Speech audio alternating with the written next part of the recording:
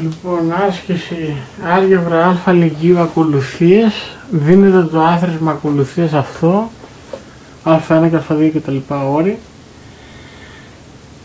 Δίνετε ο γενικός όρος του αθροίσματος S είναι 3 νη τετράγωνο. Ωραία. Πρώτο ερώτημα, να βρεθεί ο γενικός όρος.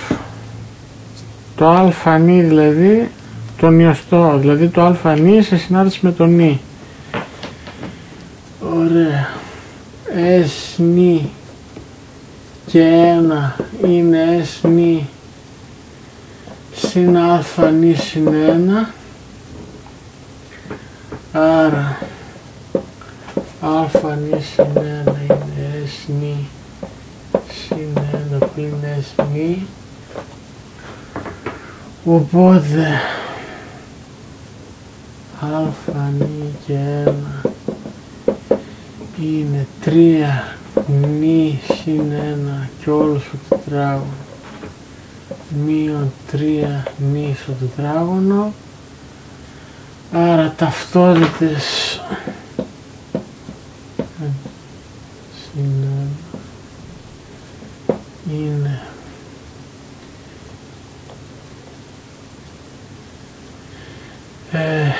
3 νη συν 1, άρα είναι νη τετράγωνο και 2 νη και 1 πλην 3 νη τετράγωνο. 3 νη τετράγωνο, τι τετράγωνο, δηλαδή κάνει 3, 2, 3, 6 νη 2, 3, 6 νη συν 3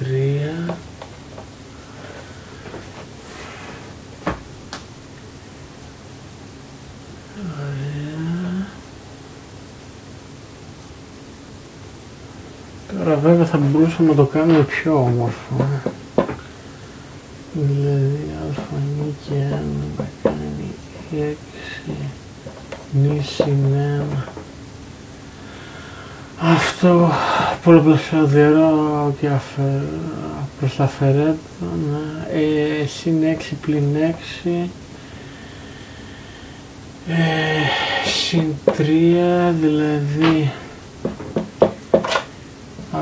α νη ίσον 6 νη πλην 3. 6 νη πλην 3.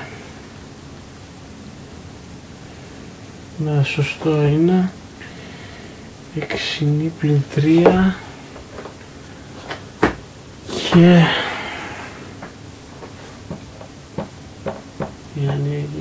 καλά αυτό το έλεγε. Και θέλει να βρούμε 6 νη πλην 3 και θέλει να βρούμε και το άθροισμα όταν αυτό είναι 597.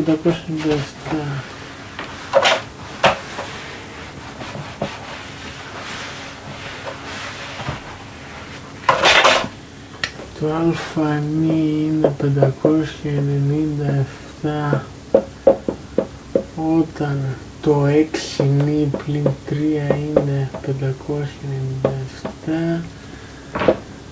δηλαδή 6 νη είναι 600, το 3 πάει από την άλλη, 7 και 3 10, 600, άρα το νη είναι 100, εκατοστός όρος. Και τι μας λέει το S νη, άρα το S νη είναι 3, 100 στο τετράγωνο, δηλαδή 3, αυτό κάτι θα το γράψω 10 στο τετράγωνο, άρα 10 στη τετάρτη.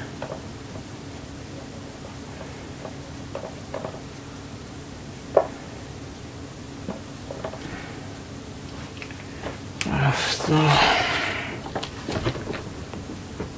Να, 30.000.